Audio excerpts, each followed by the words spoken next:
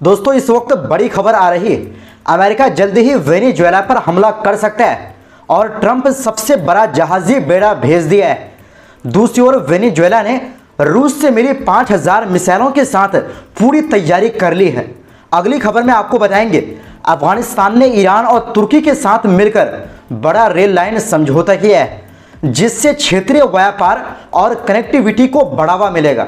इनके अलावा आपको बताएंगे आयरलैंड से इजरायल के लिए बुरी खबर। गाजा में इजरायल की कार्रवाई को जेनोसाइड बताने वाली कॉनोली ने भारी बहुमत से जीत हासिल की। और दूसरी तरफ एक अमेरिकी यहूदी सेनेटर ने नेतन्याहू के दक्षिणपंथी सरकार के खिलाफ जो बयान दिया है उसे आप सलाम करेंगे। दोस्तों खबरें काफ़ी इंटरेस्टिंग है, तो बिना समय गंवाए खबरों की शुरुआत करते हैं। दोस्तों अमेरिका जल्द ही वेनेजुएला पर हमला कर सकता है। राष्ट्रपति ट्रंप वेनेजुएला के भीतर ड्रग ठिकानों और उनके तस्करी रूट्स पर हमला करने पर विचार कर रहे हैं। हालांकि अभी इस पर आखिरी फैसला नहीं लिया गया। ये जानकारी अमेरिकी न्यूज़ चैनल CNN ने व्हाइट हाउस के 3 अधिकारियों के हवाले से दी है। रिपोर्ट के मुताबिक अमेरिका बड़े पैमाने पर सैन्य कार्रवाई कर सकता है। अमेरिकी अधिकारियों के मुताबिक ट्रंप ने हाल ही में वेनेजुएला में संभावित हमले के लिए जगहों को लेकर बातचीत बढ़ाई है। अमेरिकी रक्षा सचिव पीट हेगसेथ ने अमेरिकी नौसेना के सबसे बड़े और advance aircraft carrier strike group USS Gerald और फोर्ड को यूरोप से कैरिबियाई क्षेत्र में भेजने का आदेश दिया है। इसके अलावा ट्रंप ने CIA को वेनेजुएला में सीक्रेट ऑपरेशन करने की अनुमति भी दी है। हालांकि ट्रंप ने यह भी कहा है कि वेनेजुएला के साथ कूटनीतिक बातचीत का विकल्प भी खुला है ताकि अमेरिका में ड्रग्स की आवाजाही को रोका जा सके। वेनेजुएला के राष्ट्रपति निकोलस मादुरो ने बुधवार को एक टीवी प्रोग्राम में कहा कि उनके देश ने अमेरिकी खतरे से निपटने के लिए रूस से मिली 5000 ईगल एस मिसाइलें तैनात की है। मादुरो ने कहा कि हमारे पास 5000 मिसाइलें हैं जो देश की शांति और आज़ादी की रक्षा करेंगी। ये मिसाइलें हवा में कम दूरी के हमलों को रोकने के लिए तैनात की गई है। उन्होंने ये भी कहा कि ये हथियार किसी भी साम्राज्यवादी खतरे का जवाब देने के लिए और वेनेजुएला की सेना अपनी मातृभूमि की 1 इंच जमीन की रक्षा के लिए तैयार है। मतलब साफ है, अमेरिका अगर हमला करता है तो वेनेजुएला भी तैयार है मुंहतोड़ जवाब देने के लिए। दोस्तों तनाव इसलिए बढ़ा है क्योंकि USS जेराल्ड और फोर्ड एक बड़ा न्यूक्लियर एयरक्राफ्ट कैरियर है। ये 333 मीटर लंबा है, 4000 से 4500 लोग तैनात होते हैं और करीब 70 लड़ाकू विमान एक बार में रख सकता है। अभी ये वेनेजुएला के पास है और इसके साथ कई मिसाइल डिस्ट्रॉयर, क्रूजर, सबमरीन और सपोर्ट शिप्स भी हैं। न्यूक्लियर पावर की वजह से ये महीनों तक समुद्र में रह सकता है और अमेरिका लगातार पिछले कुछ महीनों से कैरिबियाई में ड्रग्स तस्करी के खिलाफ कार्रवाई के नाम पर हमला कर रही है। वैसे जानकार मानते हैं कि ट्रंप का यह अभियान वेनेजुएला के राष्ट्रपति को उखाड़ फेंकने के लिए है, क्योंकि मादुरो वो शख्स है जो पश्चिमी नीतियों के खिलाफ है और अमेरिका के कट्टर विरोधी है। वहीं दूसरी ओर दोस्तों अफगानिस्तान ने ईरान और तुर्की के साथ मिलकर एक 3 तरफा समझौता किया है। इसका मकसद है क्षेत्रीय रेलवे कनेक्टिविटी को बढ़ाना और माल ढुलाई को आसान बनाना। अफगानिस्तान के सार्वजनिक निर्माण मंत्रालय जो तालिबान के तहत काम करती है, उन्होंने बताया कि ये समझौता रेल लाइन बनाने और ट्रांसपोर्ट सिस्टम को मजबूत करने के लिए किया गया है। मंत्रालय के प्रवक्ता मोहम्मद अशरफ ने कहा कि यह समझौता तुर्की में हुए 36वें UIC Asia Pacific regional assembly के दौरान फाइनल हुआ। इस समझौते के अनुसार खफ हेरात रेलवे लाइन को मज़ार शरीफ तक बढ़ाया जाएगा और इस प्रोजेक्ट में तीनों देशों की तकनीकी, पैसों से लेकर और मानव संसाधन मदद दी जाएगी।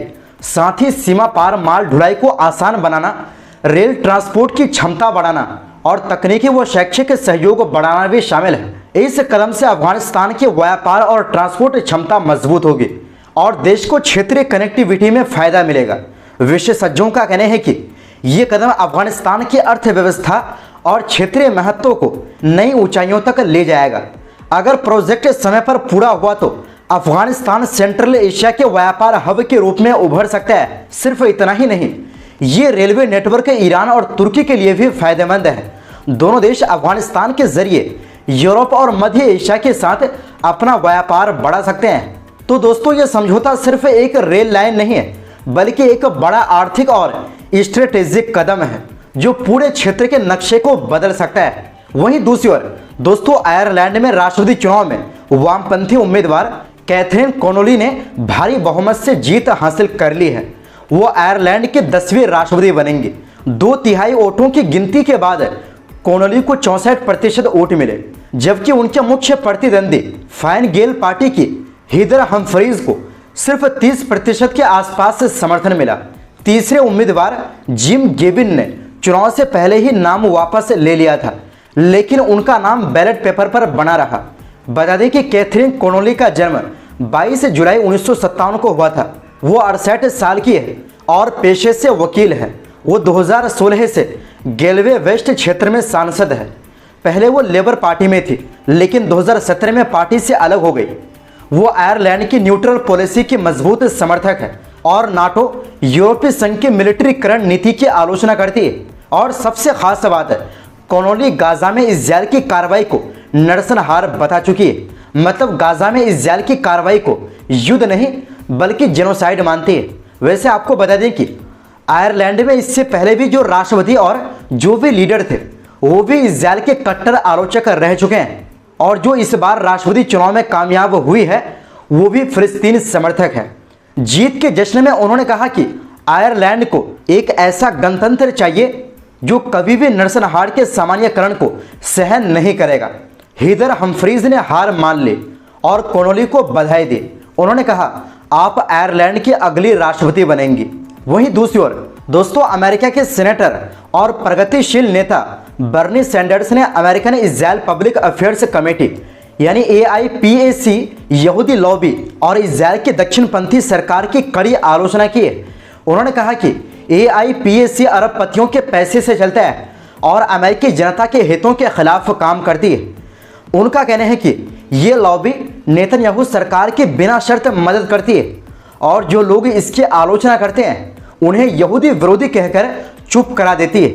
सैंडर्स ने अपनी किताब फाइट ओलिगार्की और एक्सियोस के इंटरव्यू में कहा कि ये धनी लोग अमेरिकी राजनीति, मीडिया और अर्थव्यवस्था पर बहुत बड़ा कब्जा रखते हैं। वो प्रगतिशीलों और समाज में बदलाव लाने की कोशिशों में बाधा डालते हैं। उन्होंने साफ कहा, मैं यहूदी हूं, लेकिन इसका मतलब ये नहीं कि मैं इजराइल की दक्षिणपंथी सरकार का समर्थन करूं जो फिलिस्तीनी लोगों के साथ बुरा बर्ताव कर रही है। विश्लेषकों के मुताबिक सैंडर्स की बातें अमेरिका में खासकर डेमोक्रेटिक पार्टी की युवा पीढ़ी में बदलाव की दिशा दिखाती है। लोग नेतन्याहू को अमेरिकी पैसों और हथियारों से मदद देने के रवैये से असंतुष्ट है।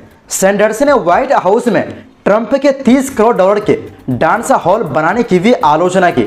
उन्होंने कहा कि अरबपति दोस्तों के पैसे से बनाया गया ये हॉल सिर्फ दिखावा है और इससे अमेरिका के संविधान, स्वास्थ्य और लोकतंत्र को नुकसान हो रहा है।